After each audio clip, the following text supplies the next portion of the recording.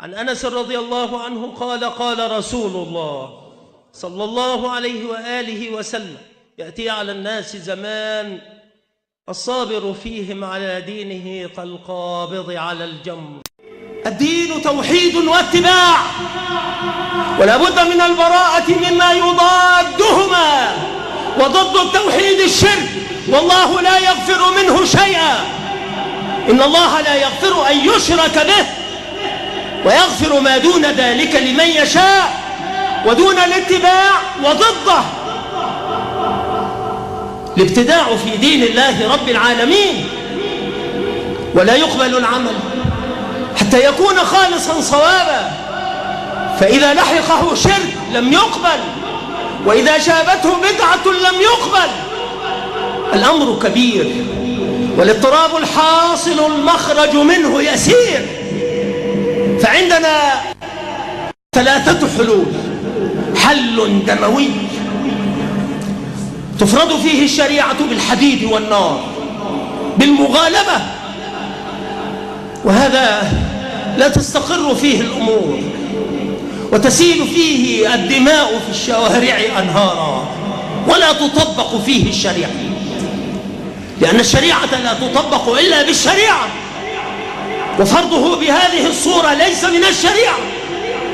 فهذا حل خائب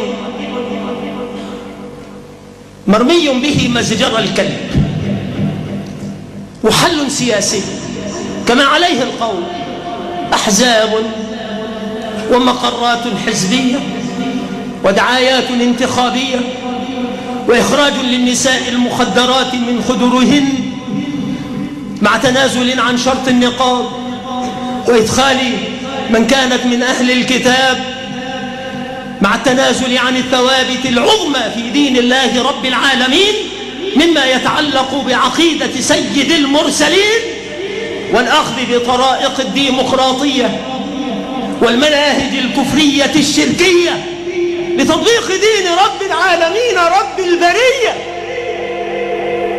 وهذا حل خائب فاشل كسابقه، وهو مضاد لدين رب العالمين. الشريعة لا تطبق بالكفر، والعقيدة لا تؤسس على الشرك، ولا تصل إلى الشاطئ نظيف الثوب والبدن، والأبعد يخوض إليه بركة من الوحل والطين. فلم يبق إلا الحل الثالث، والحل الدعوي، وهو حل النبي صلى الله عليه وسلم. لابد أن يعرف الناس الدين. الدين ليس شتما ولا ولوغا في الأعراض ولا كلاما عما يدور في المخادع.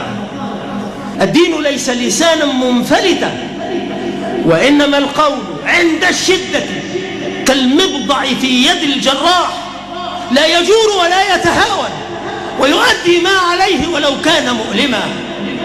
والدين هو الدين، وما لم يكن يومئذ دينا فلن يكون يوما من الأيام دينا، ولا هو اليوم بدين.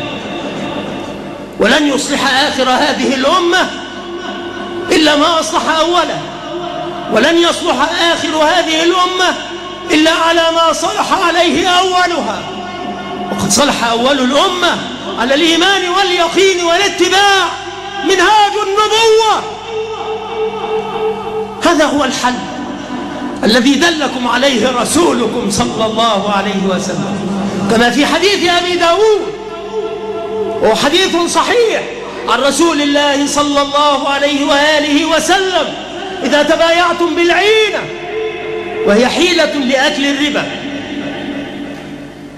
ورضيتم بالزرع، وأخذتم أذناب البقر، وتركتم الجهاد، سلط الله عليكم ذلا لا ينزعه حتى ترجعوا إلى دينكم.